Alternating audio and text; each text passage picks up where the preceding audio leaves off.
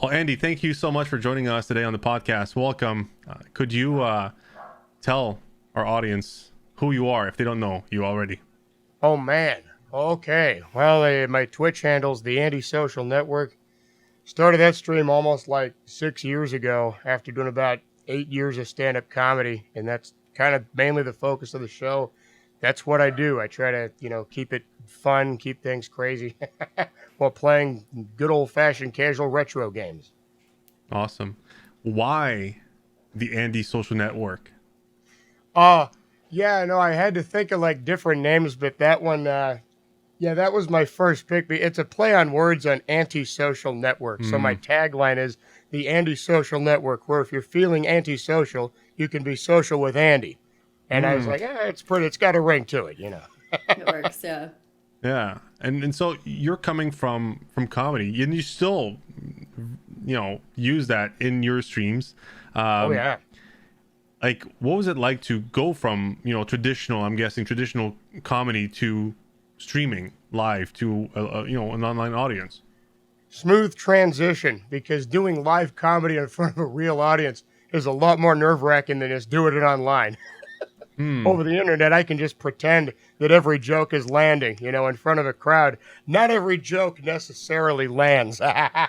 Right, but like it doesn't also necessarily lands online. It's just like, Yeah. it's like also like you don't get feedback the same way, right? Like if you're in front of a real audience, yeah, like they're gonna laugh or not, and you're gonna get feedback right away.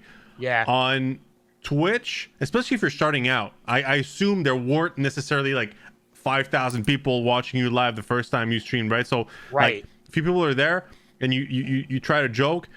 Yeah, you might not get booed, off the stage, but you might not get positive feedback either. So it might be more difficult to register if a joke landed or not. Right. That's why I'm very dependent on my chat room for feedback, because once you've established a community, they'll let you know. They'll type the lol emotes and, spam it down the chat room. Then you can kind of get an idea if it landed. But yeah, when I first started, especially for the first 3 months when I told no one about my stream and I just would throw my shows up online and just do my best, it was just me pretending that there was an audience there. I just had to cut my teeth and get my feet wet and just be like, well, we'll just, throw the spaghetti against the wall and see if it sticks, Why did you decide not to tell anyone? Oh, I wanted the practice. See, having done stand-up, one of the lessons you'll learn quickly is that it's very difficult and you have no idea what you're doing and you're going to fail a lot. So I gave myself a good big 3-month window to fail as much as I wanted. And then I went ahead and promoted things and started getting it off the ground. I feel you. I mean, was that like already planned? Like, did you told yourself like, okay, I'm going to go at it for 3 months, and then after 3 months, I'm going to tell people? Or was it just like after 3 months, you felt comfortable? You got to a certain point where you felt comfortable telling, Yeah. It's because there was an event scheduled. Because I found out about Twitch through another stream who hired me as a comedian on his show. So what I did is I based it off the next time he wanted to have me on. I was like, okay, I'll do this for 3 months, and then that's when his show will be to like feature me. And at that point, I'm like, yeah, that's when I'll tell people about the channel. And I'm glad I did, because tech issues, boy. I'm glad I gave myself 3 months to iron all those out, because streaming involves a lot of those. That's how I did it, and I'm glad I did it that way, so I wouldn't go on and embarrass myself. Do you still do comedy shows at all? Any stand-up or? No, especially not with everything going on. I just haven't even looked into it. We'll have to wait for things to kind of die down before that'll be viable again, I suppose. But the thing is, I actually kind of wound up enjoying this more because I can do it all the time. I can do it from my house. Doing comedy in the Northwest, there's just not a lot of gigs is the thing. Yeah, that's fair. And there's a lot of comedians. So it's like you got the supply demand of the whole thing that, the gigs are kind of few and far between. Take what you can get when you can get it. But, Twitch, I can do it every day for hours at a time. And I'm in control of the whole situation. It's kind of nice. For sure. No, that makes total sense. You're saying you get basically satisfied, or you enjoy being on Twitch. You don't necessarily miss the highs and I guess lows of being a live comedian. But you're doing something very special, I think, on Twitch. And I'm very, very kind of curious about how you're doing this. And you have these memes, I'll call them that, on your or images, but I don't know how to explain it. You got to explain it better than me, please. I'm stuttering here, but like you're basically as you're saying things, there's images moving along what you're saying. I mean, again, please explain it better than me, but also I'd love to know how you're doing this. Oh yeah, no, I tell everybody. It's not a magic trick that I keep a secret. When people looks like ask, it, but I mean, I'll joke that at first, but then I'll show them how I do it. Which is no, what I've done is I've tried to think of everything that a person could possibly bring up or that would be relevant as like a topic, and I've tried to download an image of that. I've got over 12,000 images stored locally in a folder saved to my hard drive. And with the broadcasting software, I can simply right-click the image that's on the overlay right there, and I can change it at a whim. Just right-click it, I can type in the name of the picture I want, and then queue it up really quickly. It's a cool integrated feature in XSplit that lets me do that. And that's all that it is. I've just downloaded all the images. Wow. That's super So cool. It's all manual? Yeah, it's all manual, just fast typing. Yeah. Really? Yeah. Some people have theorized I'm using some kind of audio recognition and that it hears me and picks it up, but no, it's just it's all this. I'm telling you, you should lie about this. You should be like, I got like bionic implant in my brain that is switching the picture. Like that's a good story. But no, it's really cool. It's impressive that you're doing it manually, because having watched you like live several times, like it doesn't show. That's why people are like must be automated. That's good. Because it doesn't show at all. And so that's really fun. What made you why did you come up with something like this? Something that you felt was missing from your stream or from streams in general, and you just wanted to do something different? Like what was the reasons, like the reasoning behind adding something like this to your stream? Okay, yeah. It's funny. I've actually had that idea a long time. It came from back when I was in college and would be in lectures and stuff where they'd use overhead projectors and things. And back then, my plan was to be maybe a teacher or college professor someday. And I thought it would be cool to be able to have, video clips or pictures just that you could queue up at the top of a hat, just boom, as you're talking about things. And so I kind of ported that over. I actually used that technique from day one of the stream. I conceived it that way from the very beginning. It wasn't introduced later because I figured, I do a lot of voices and things, and we, talk a lot about different stuff. And I like to reference different comedy skits and movies and other things. And it gives everything immediate context. And I feel like it's engaging, keeps people engaged in what's going on. Absolutely. A lot of retro references, obviously, whether they're obviously the games that you play or the movies that you're referencing to. Why? I'm guessing, how nostalgic are you? Very. We make a lot of 80s and 90s references, mostly. I mean, sure, it's definitely going to expand in both directions, but that's like, because that's the era that the games are from. We play a lot of NES and Super Nintendo, mostly. Sometimes we'll dabble outside, but we tend to keep it within that era. Yeah. I think too, you do have you stream relatively niche games, but how do you balance that with still having a very loyal fan base and growing your channel too? It's tricky. I'm always thinking about that stuff all the time. Only because I wonder if I was going to change anything, what would I change? Because the channel has been this way the whole time. I've always been a retro game stream because that's what I know. Those are the games I play. Those are the games I know. So I can, easily play through them while interacting with the chat and trying to come up with stuff while I'm going. If I do something I'm not familiar with, it tends to go a little bit off the rails because I'm too focused on getting the job done. Yeah. But because we built the stream on retro, we've been able to maintain a solid view base. I've been told by other streamers that the kiss of death for a stream can be changing from one game to another game. Most streamers will often exclusively do one game or genre of games, and if they go outside it, they'll notice, that not as many people show up. But lucky for me with retro, there's thousands of games you can play within that one genre. So luckily, we're never, running out of things we can do and keeping things fresh, as far as that means. Yeah, and you want to stay, as you said, like in the comfortable space because there's a lot going on. You have to entertain people yourself. Yeah. You're on camera. And then you have the pictures below you, which you have to, enter manually, and you have to play the game, and you have to, There's a lot that's happening. a lot. Yeah. I can imagine if you're like trying to learn a new game, it's like, wait a minute, like you must have to spend several hours before doing a stream like that to just get, used to the new game you're about to play. Yeah. So, And I've shot myself in the foot that way many, many times, and then I have to remind myself, oh yeah, we keep having to learn this lesson. Don't try new things. well, clearly it works. And are you still excited about retro gaming as much as you were when you started streaming it?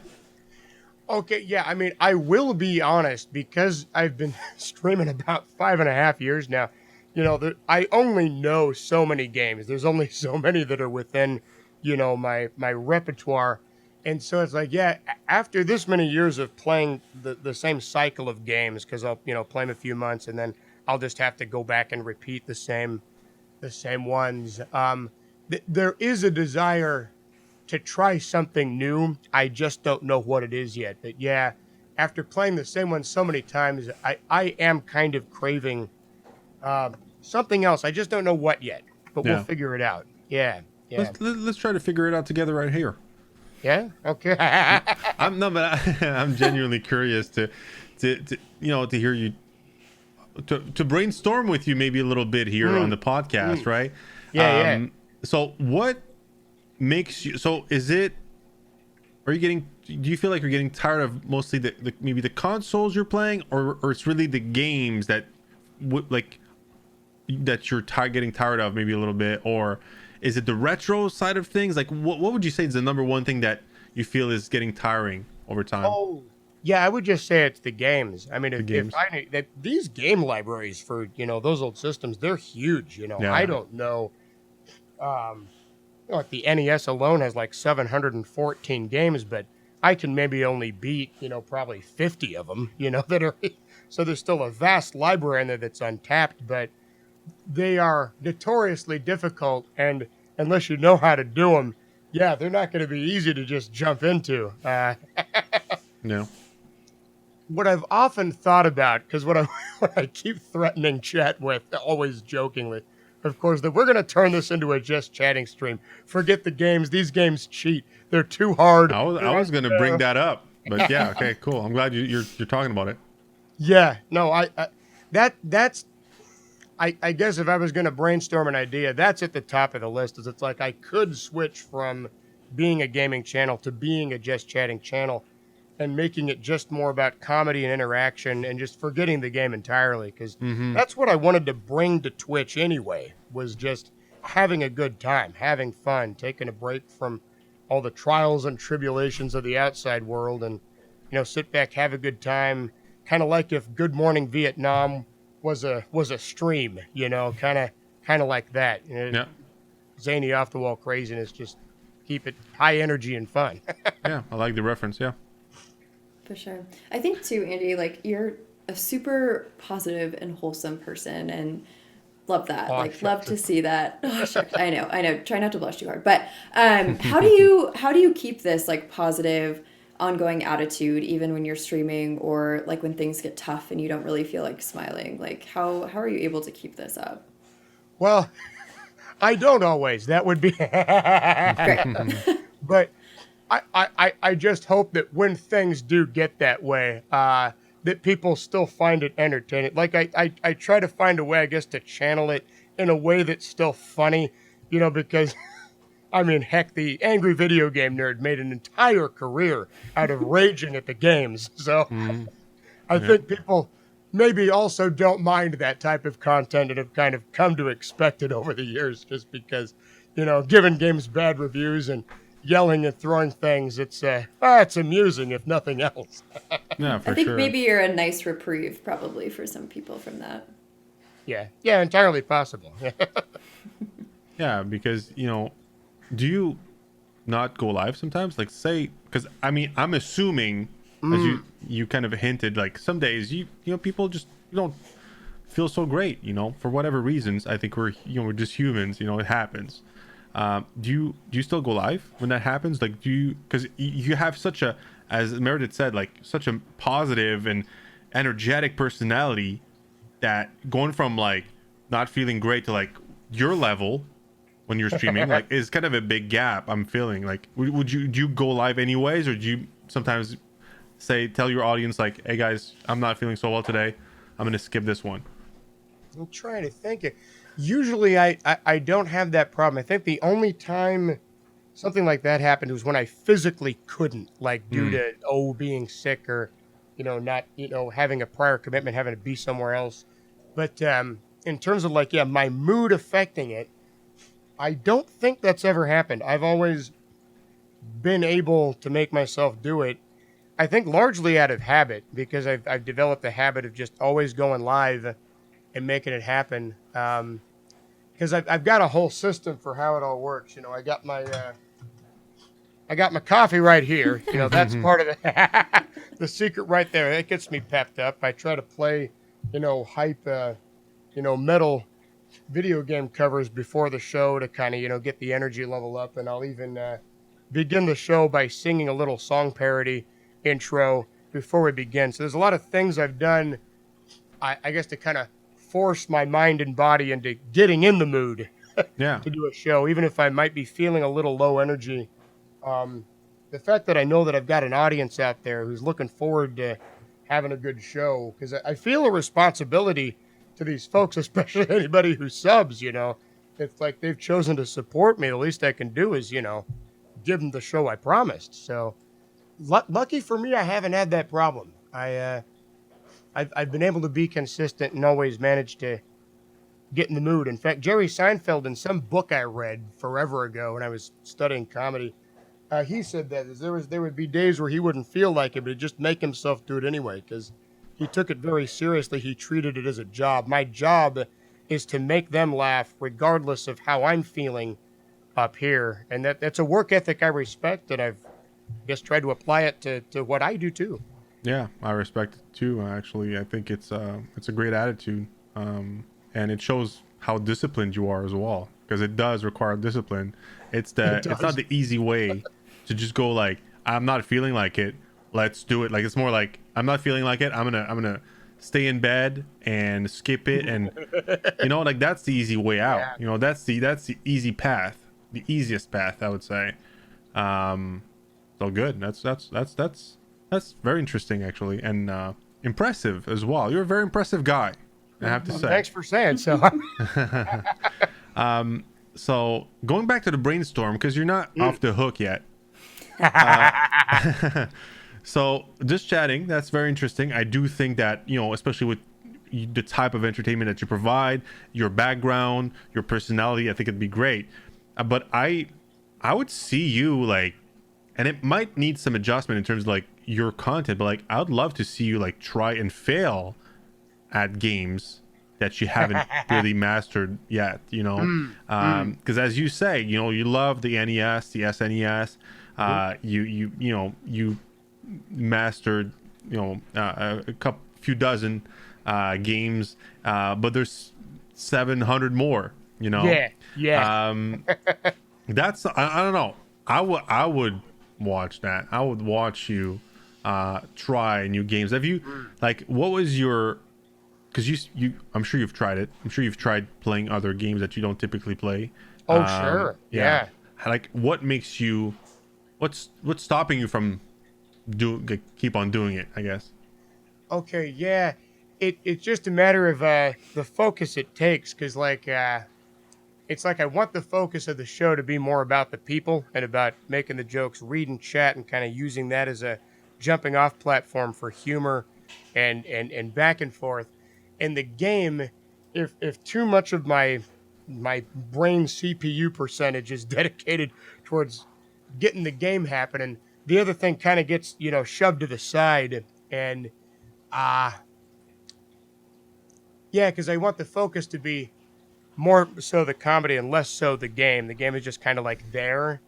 Um, But how about this? So like yeah, you're combining everything right now, right? You're like the yeah, game, humor, comedy and all that stuff. So now say we separate this. We yeah, have two types of shows. We have Andy, the stand-up comic, who's going to do a just chatting show. And there's Andy, the gamer, who's going to do a, hey, let's fail at a few video games together type of yeah, content. yeah. A little bit like, Andy After Dark kind of thing, maybe, or maybe Andy more relaxed. I don't know.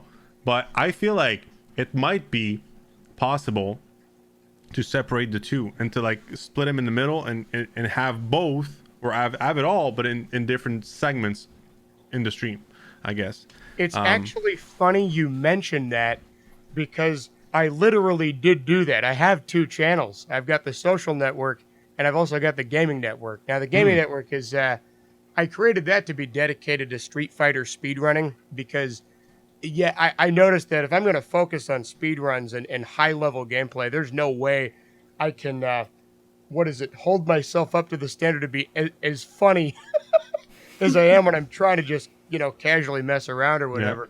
So I created a separate channel to do that for that purpose. So really, you're right.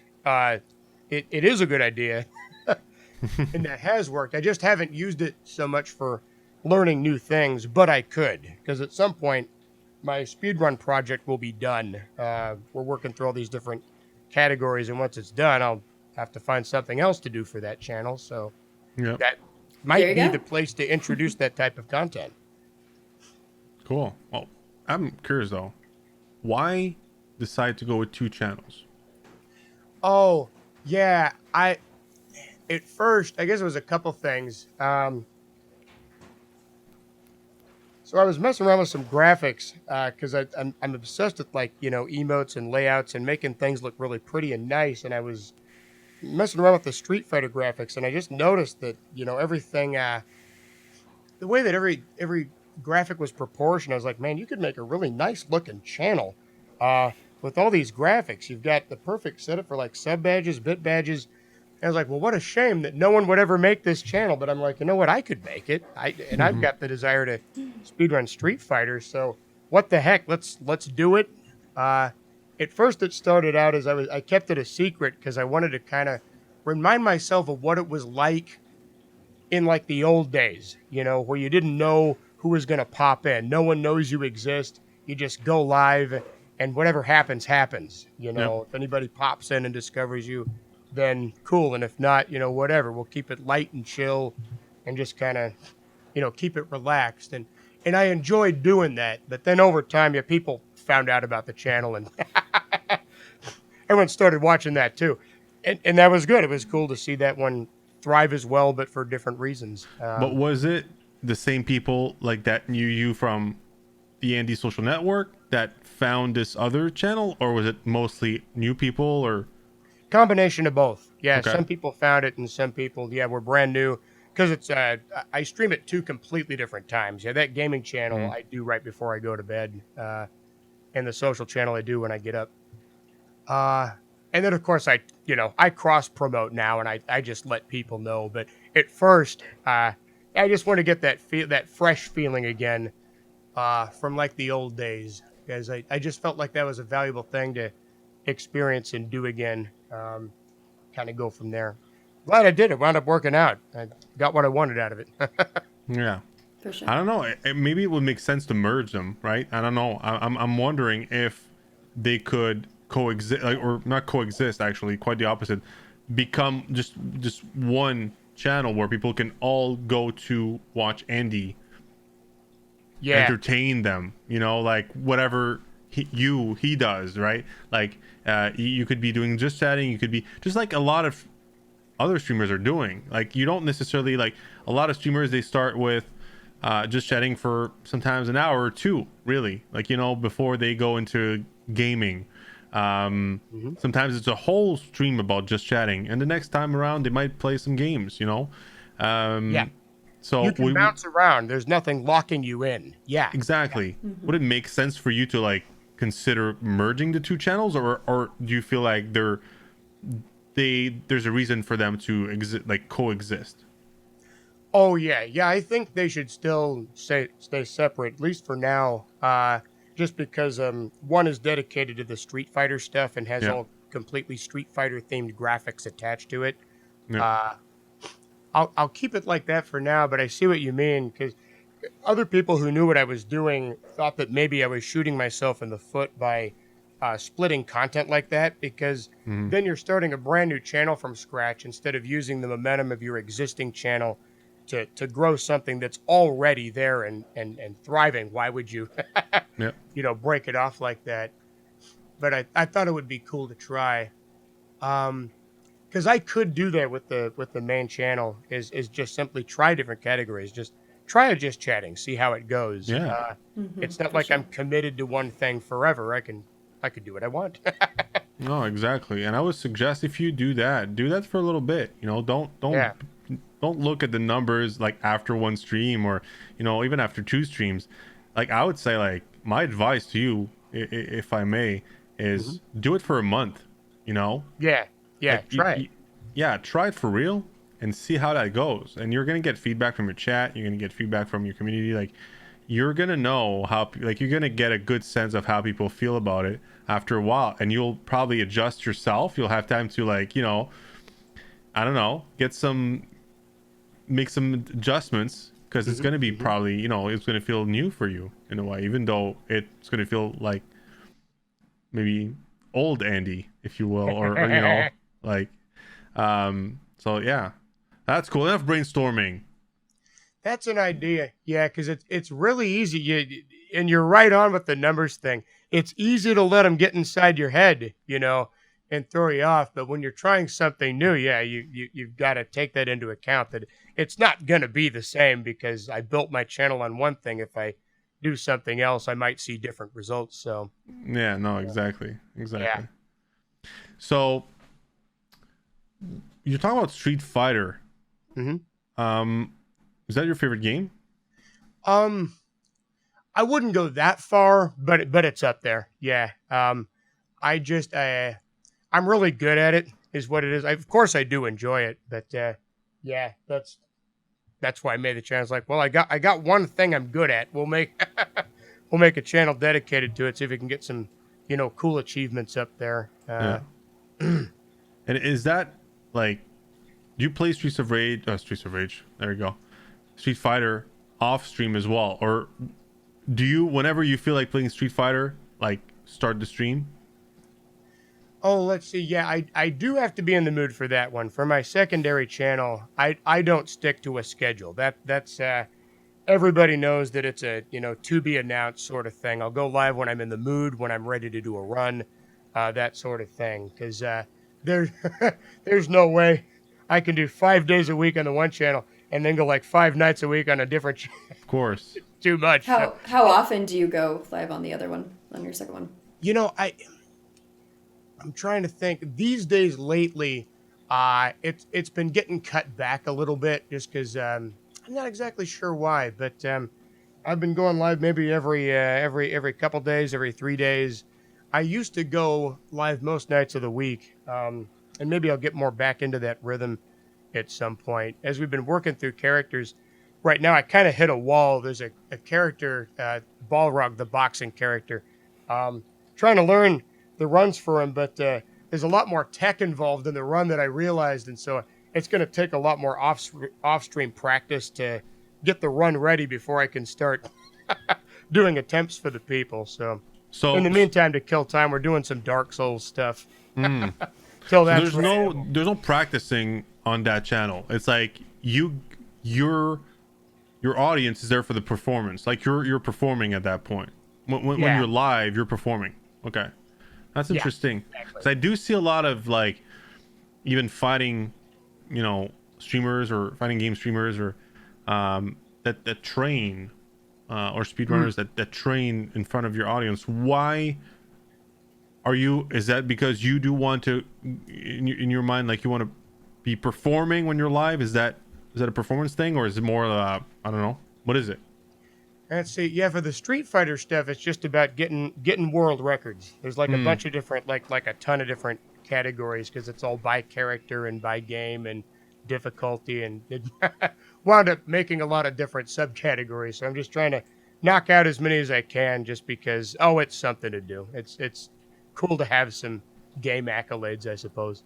Yeah, that's really cool. So to go back to my previous question, like I'm just curious, do you play games off stream? Is really my question. Like, do you finish a stream and you're like, all right, let's actually play something like I've been wanting to play for a long time, maybe a newer console, maybe, I don't know. That's a really good question, and the answer is lately, no. The only time I'll play a game off stream is if I'm getting it ready for a stream, but I don't actually. I don't do it for my own self-enjoyment or relaxation like I did when I was a kid. Back in the 90s, that was what I did in my my downtime or whatever. You do your schoolwork, you get all your chores done, and then that was like something I look forward to blow off steam. And weirdly enough, because now it's flipped, now that I do it for a living, I don't do it in my off time. Yeah. Well, it's often how it is. Yeah, it's like you ask a photographer, like, do you do photography like off, like when you're not working? Right. I don't know, or like even in the content creation industry, arts and whatever, music even, it's often the case. I would say even my wife, she was in music, and she would listen to a lot of music every day for work, and then she was having a hard time listening to music to chill, like after work. She was like, I can't listen to music anymore. Like, give me a break. Like if we're like in a car or something, like I can't be listening to music for a little bit now because I've been listening to music all day long. So I understand what you mean. Do you play though? Like, are you interested in more modern consoles at all? I occasionally do dabble outside. Sometimes a game will be good enough that it'll catch my attention, and I will play it, and I will incorporate it. Like, for example, Streets of Rage 4. That's one of the best games that's come out in a long time. I thought it was going to get Game of the Year, but then again, that's my bias, of course, because they just nailed it. The developers who made that game, they had a love for the classic Streets of Rage, and they made it handle the same way. They put tons of references in it. It's just, it was the perfect love letter, to Streets of Rage fans, and they just, boom, nailed it. I'm looking forward to that Turtles game that's coming out next year. Man, the guys at .mu they're gonna love this podcast. We're just we're just talking about their games all the time. They don't even know, and we're not even trying. It's just like, we had Dino the other day coming in, and he's talking about Streets of Rage 4 as well. And no, but you're right. I feel exactly the same way. I'm a big Streets of Rage fan, and the game was so amazing. And the Turtles. Yeah, it's touching touching a special chord in my core, because I'm a big Turtles fan, or I was when I was a kid. It was a big thing for me. I was like dressed from head to toe in Turtles gear, and I had the figurines and the figures and whatever. It's the games, and it's really looking forward to it as well. It looks so good. It looks so good. It does. It looks exactly the way you'd want it to. Just classic Turtles, the good stuff. Yeah, absolutely. I'll keep you in mind when it's time to do a few sponsored stream with the game, knowing that you'd be interested in playing it at the very least. Oh, excellent! Would be stoked to play it. Yeah. That's a highly anticipated game over here. Awesome. Glad to hear it. Andy, thanks so much for taking the time to talk to us today. Yeah, thank you. It was an absolute pleasure. And can you tell our audience how they can find you online. Oh yeah, just go to twitch.tv/TheAndySocialNetwork. That's my Awesome. handle. That's it. That'll take you straight to the page. You can leave a follow if you want, and then it'll let you know when I go live. We'll definitely check you out, man. Awesome. Thanks again Thank for doing you. this. We'll talk soon. Thank you. Sounds good. Yeah, take it easy.